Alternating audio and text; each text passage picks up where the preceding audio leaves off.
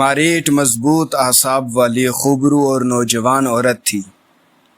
حوادثات عالم سے اس کا دل قطعاً نہ گھبراتا تھا اور نہ وہ خوف اور گھبراہٹ کے نام سے ہی واقف تھی، لیکن حتیم کے مارکے سے یورپین نوجوانوں کے دل دہل گئے اور ان کی امیدیں خاک میں مل گئیں۔ اس خوفناک مارکے نے جنگجو یورپیوں کو چکی کے پاٹوں میں پیسنے والے دانوں کی طرح پیس کر رکھ دیا اور دنیا بھر کے سورماؤں کو یوں چکرا دیا کہ انہیں پاؤں پر ٹھہرنے کی سکت نہ رہی۔ ان حالات میں حسین عورتوں کا ثابت قدم رہنا کیسے ممکن ہوتا؟ ماریٹ کا شوہر بیت المقدس سے مسلمانوں کو ہٹانے کے لیے نکلا تھا، لیکن شام تک واپس نہ آیا اور نہ یہی پتہ چلا کہ اس پر کیا گزری۔ چنانچہ وہ گھبراہٹ کے عالم میں گھر کی چار دیواری میں گھومنے لگی۔ اسے اپنے خاوند کے متعلق خوفناک خطرات چین سے بیٹھنے نہ دیتے تھے۔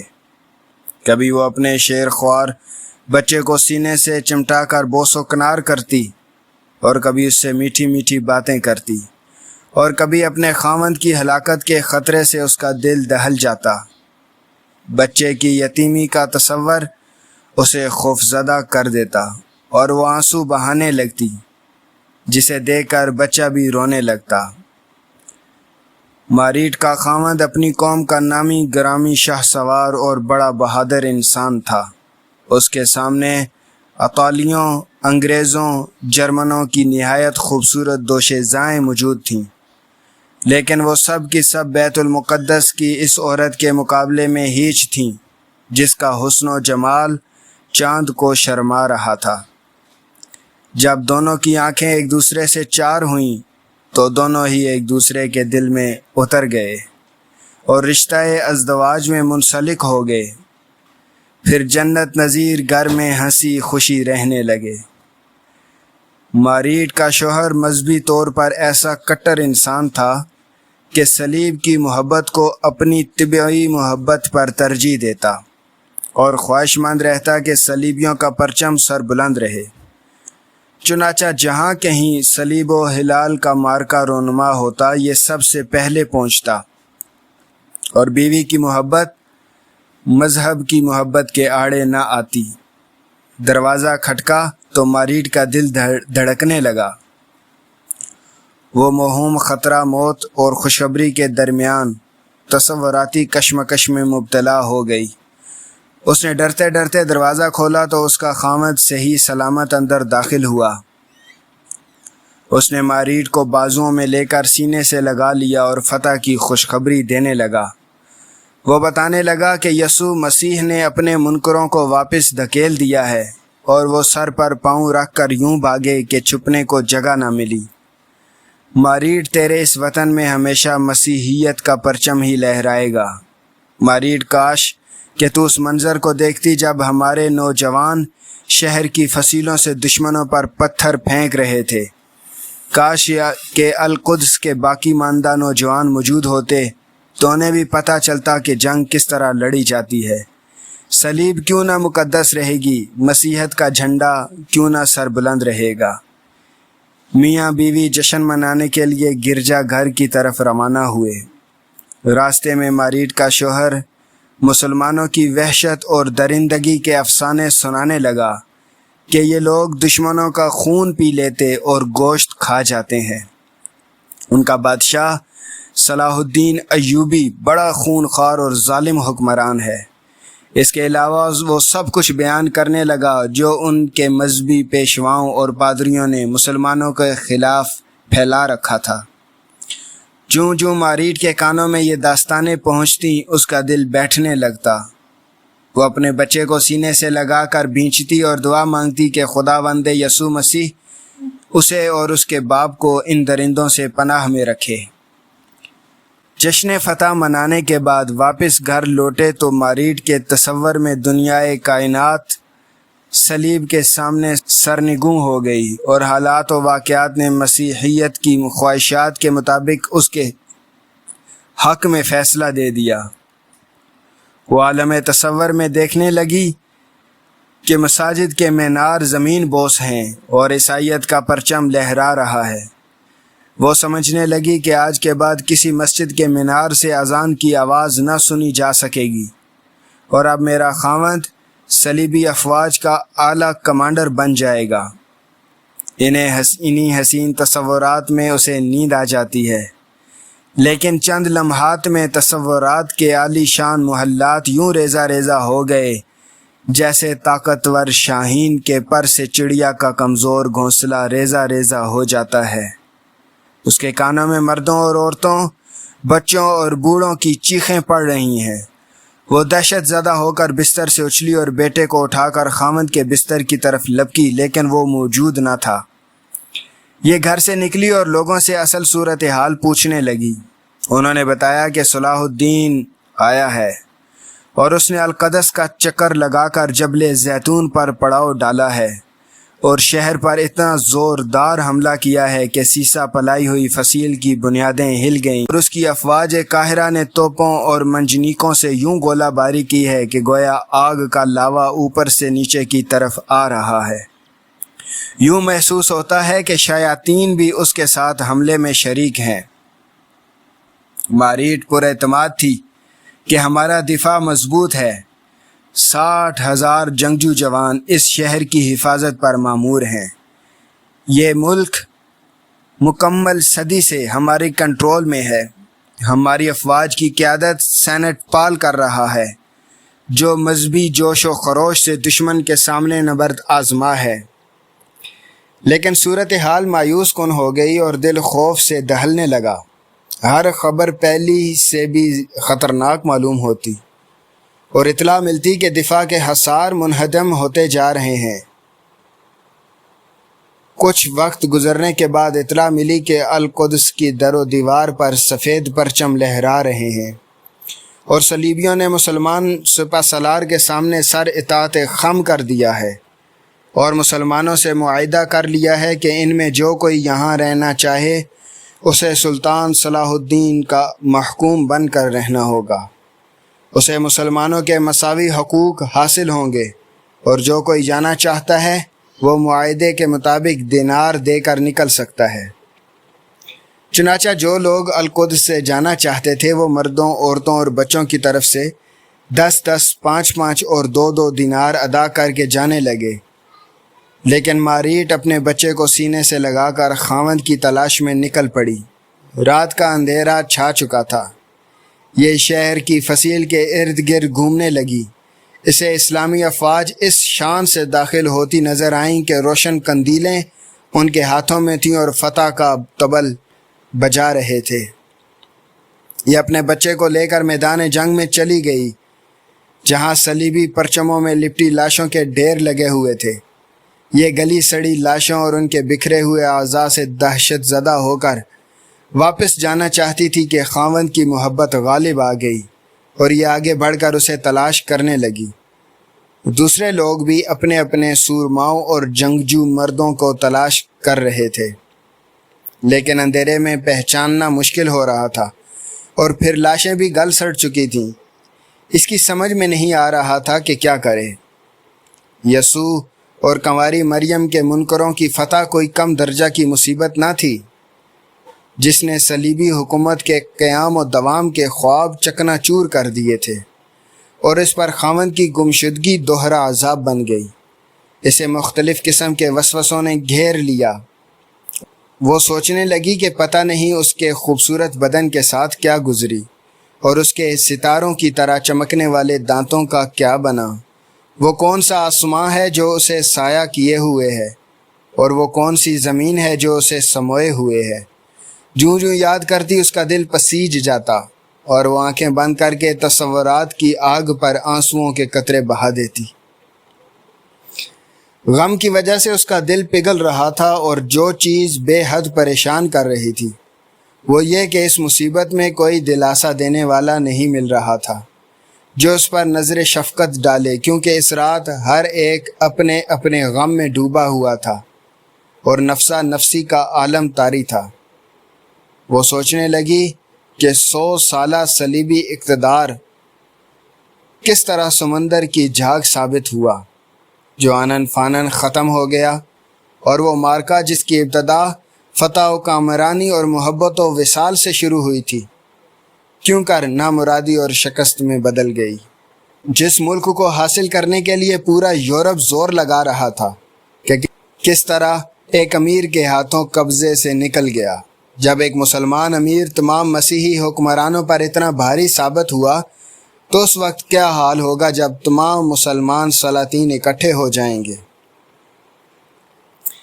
وہ سوچنے لگی کہ ایک چھوٹی سی مملکت کا یہ حال ہے تو اس وقت کس طرح کوئی طاقت مسلمانوں کے سامنے ٹھہر سکتی تھی، جب چین سے فرانس تک ایک ہی خلافت قائم تھی۔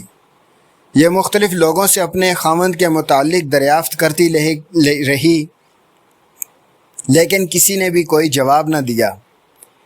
ایک کریم النفس ملا بھی تو اس نے صرف اتنا کہا کہ میں نہیں جانتا۔ چاند آہستہ آہستہ بادلوں میں آنکھ مچولی کرتا ہوا قریظ پر روشنی ڈالنے لگا۔ اس نے دیکھا کہ ٹوٹی ہوئی تلواروں اور تیروں کے درمیان زرہوں میں ڈھکی ہوئی لاشیں خاک و خون میں بکھری پڑی ہیں، اور جن چہروں سے القدس کی سرزمین پر رونق تھی وہ آج پہچاننے نہیں جا رہی۔ یہ اپنے خاوند کو تلاش کرتی ہوئی ایک بوڑھے کے پاس سے گزری جو اس کے خاوند کا جاننے والا تھا۔ اس نے اس کا ہاتھ تھام کر اسے میدان سے نکالا اور اپنے ساتھ گھر لے جانے لگا۔ اس نے آہستہ سے پوچھا، ابا جان، آپ نے کہیں میرا خاوند دیکھا ہے؟ اس نے مایوس کن خبر دینے کی بجائے ادھر ادھر کی باتیں بتائیں تاکہ یہ مزید خوفزدہ نہ ہو۔ اس نے پھر سوال کیا، ابا جان، اب یہ فاتحین ہمارے ساتھ کیا سلوک کریں گے؟ کیا وہ میرے بچے کو میرے سامنے کھا جائیں گے؟ اس نے جواب دیا، تمہیں کس نے یہ جھوٹی باتیں بتائیں؟ مسلمان بڑے معزز اور رحم دل لوگ ہیں۔ ان کا بادشاہ صلاح الدین تمام حکمرانوں سے بڑھ کر رحم دل ہے۔ پھر وہ مسلمانوں کے کریمانہ اوصاف بیان کرنے لگا تو یہ منہ کھولتی رہ گئی۔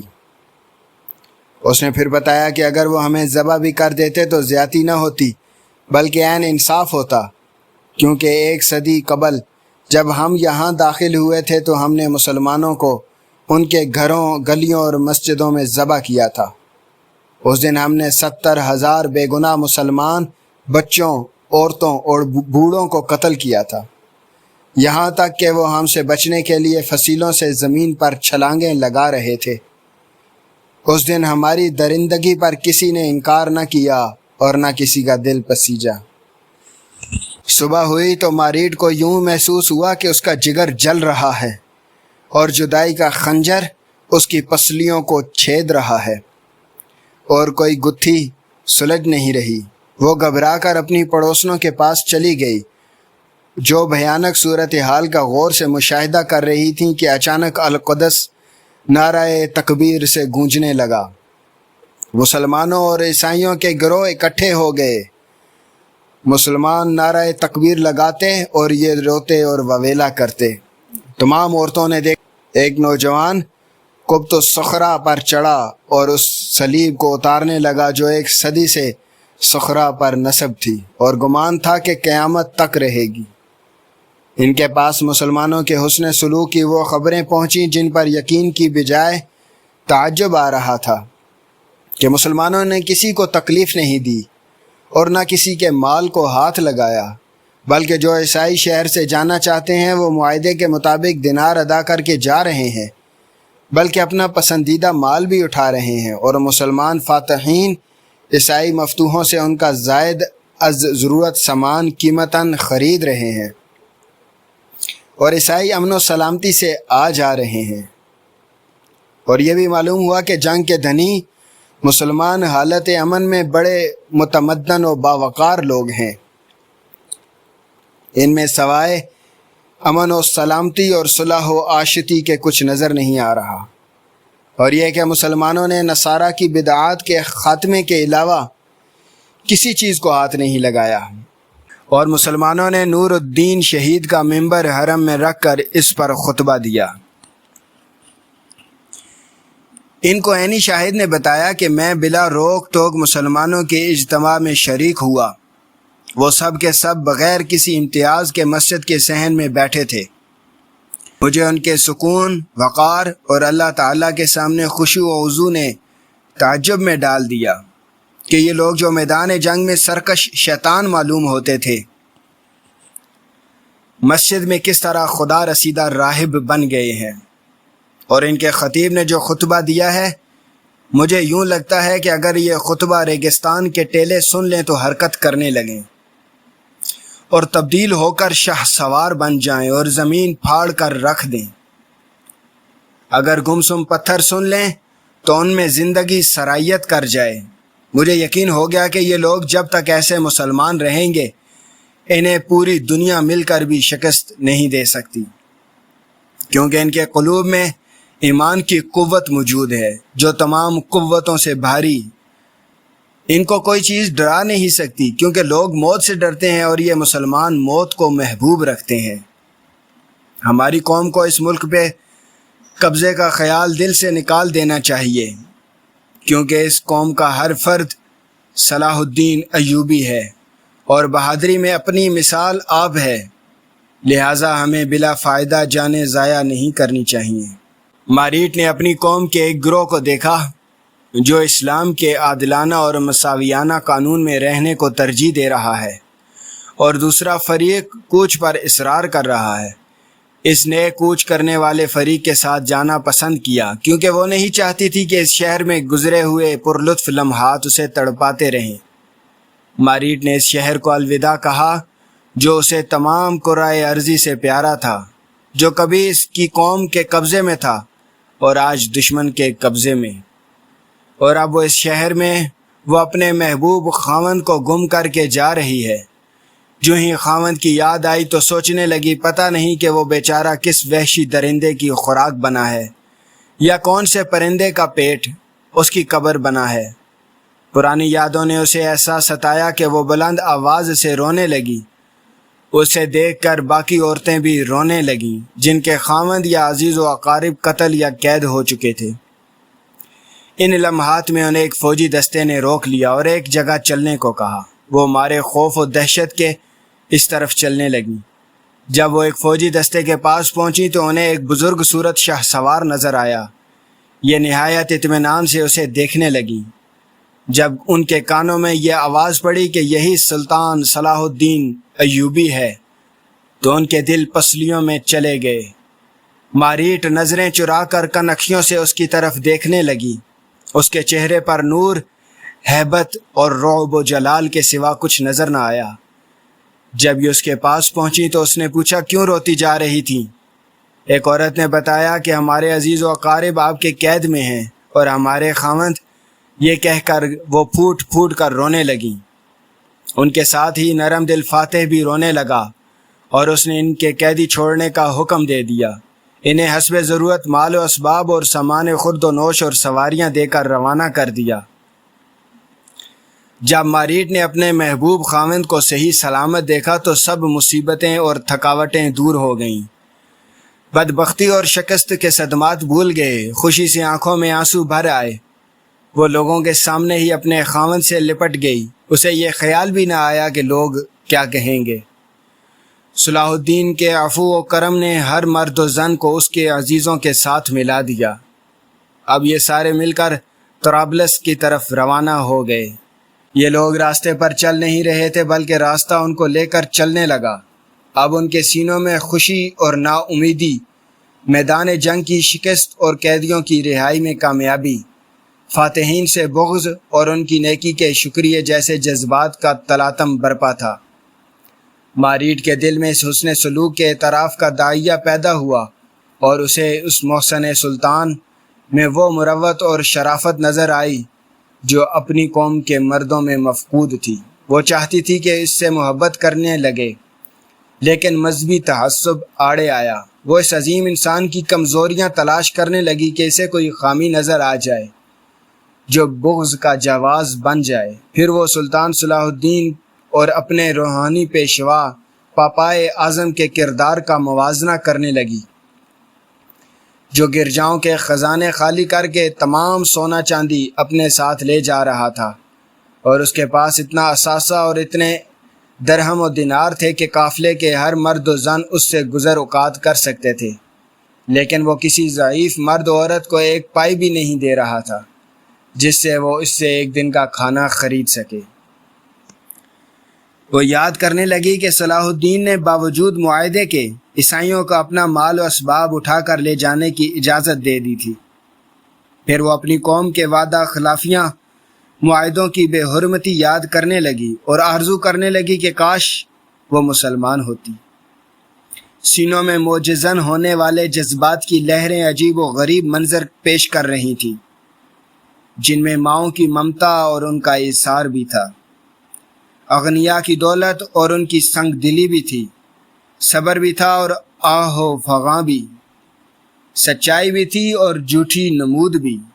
اس میں یسوع مسیح کے نائب اور خلیفہ پوپ اعظم کے زاہدانہ زندگی کا بانڈا بھی پھوٹ رہا تھا، جو مال تو اس لیے جمع کرتا کہ غرباء و مساکین کی مدد کرے، لیکن وہ اکیلا ہی کھاتا جا رہا تھا۔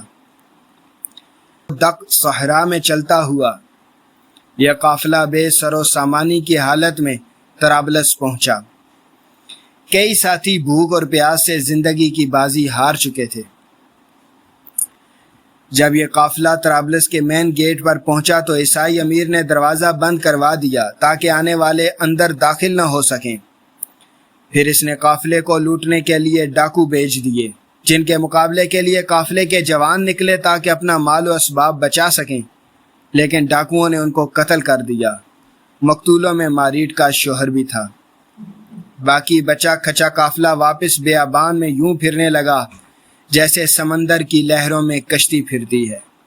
اکثر لوگ تو واپس ارض اسلام میں لوٹ آئے اور امن و سلامتی اور آزادی سے رہنے لگے، اور کچھ لوگ انطاکیہ کی طرف روانہ ہو گئے۔ ماریٹ بھی گمسم ان کے ساتھ چلتی پھرتی رہی۔ اس کا شعور جواب دے گیا۔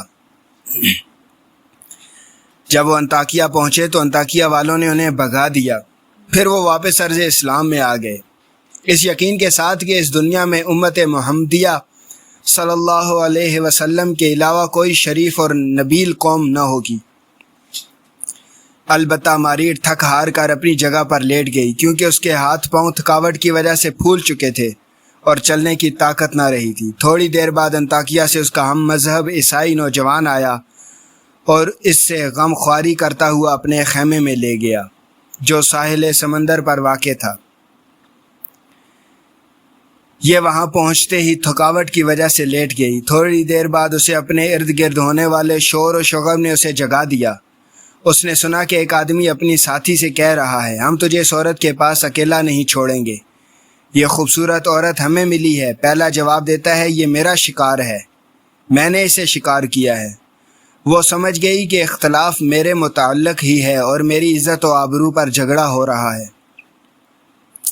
وہ اپنے ماضی کو یاد کرتی ہے کہ ایک تو خاوند مارا گیا، ساتھی تتر بتر ہو گئے، اور آج عزت بھی برباد ہونے کو ہے۔ وہ غضبناک لہجے میں بولی، افسوس اہل یورپ، کیا یہ ہے تمہارا دین، اور یہ ہے تمہاری انسانیت، اور یہ ہے تمہاری شرافت اور مروت؟ وہ دونوں کہے لگا کر ہنستے ہیں۔ اس کا غصہ بھڑک اٹھتا ہے اور چلا کر کہتی ہے، میں تم سے کس زبان میں گفتگو کروں؟ کیا میں تم سے انسانیت کی فرمائش کروں جب کہ تم ملحد اور کافر ہو؟ یا میں تمہیں انسانیت کی زبان میں سمجھاؤں جب کہ تم درندے ہو، جنہوں نے بنی آدم کی کھال پہنی ہوئی ہے؟ یا مروت اور شرافت کی زبان میں خطاب کروں جب کہ تم اس کی حدود کو پامال کر چکے ہو؟ وہ تمہارے اندر نظر نہیں آ رہی، تم پر ہلاکت ٹوٹ پڑے۔ تمہیں شرم نہیں آتی کہ یہ مسلمان تمہارے دشمن ہو کر بھی تمہاری عورتوں کی آبرو پر ڈاکہ نہیں ڈالتے اور شفقت و مہربانی سے پیش آتے ہیں، اور تمہاری عزتوں کے تم سے زیادہ محافظ ہیں۔ وہ تم سے زیادہ شرافت اور فضیلت والے ہیں۔ وہ یسوع مسیح کی ہدایات پر تم سے بدرجہ بڑھ کر عمل کرنے والے ہیں۔ اللہ کی قسم، تم میں نہ تو شرم و حیا نام کی کوئی چیز ہے اور نہ شرافت و مروت ہی کا مادہ ہے۔ نہ تم مسیح کے امتی ہو، نہ محمد صلی اللہ علیہ وسلم کے، بلکہ تم شیطان کے چیلے ہو، اور محمد صلی اللہ علیہ وآلہ وسلم کے امتی مسیح اور محمد صلی اللہ علیہ وسلم دونوں کے امتی ہیں۔ وہ شرافت اور بزرگی کے پیکر اور انسانیت کا نچوڑ ہیں۔ تم ان پر کبھی غالب نہیں آ سکتے، مستقبل ان کا ہے، فتح و نصرت ان کا مقدر ہے۔ تم ان سے عرض مقدس نہیں لے سکتے، وہ تم سے یسوع کے زیادہ وفادار ہیں۔ ان میں انسانیت کوٹ کوٹ کر بھری ہوئی ہے، اور تم پر لعنت ہو، بربادی اور رسوائی تمہارا مقدر ہے۔ وہ دونوں پہلے سے زیادہ ہنسنا شروع کر دیتے ہیں۔ یہ چاروں طرف نظر دوڑاتی ہے کہ شاید کوئی مددگار مل جائے، مگر کہاں؟ جس شہر میں مسلمان نہ ہو وہاں عزت کی پاسبانی کون کرے؟ وہ دونوں سرخ آنکھوں کے ساتھ اس پر جھپٹنے والے تھے کہ اس نے اپنے بچے کو سمندر میں پھینک کر خود بھی چھلانگ لگا دی۔ خاموش سمندر سے پانی کے دو چھل ابھرے، جن میں مظلومہ کے سینے سے نکلی ہوئی سرخ لعنت نمودار ہوئی اور ان ظالم سامراجیوں پر پڑ گئی۔ وقت گزر گیا اور گزر رہا ہے، لیکن صفاقیوں اور درندگیوں کی سیاہی عیسائی سامراج کے چہرے پر جیسی تھی ویسی اب بھی ہے، دھل نہیں سکتی۔ گوانتانامو بے اور ابو غریب جیسی جیلوں میں اب بھی اس کے مظاہرے دیکھے جا رہے ہیں۔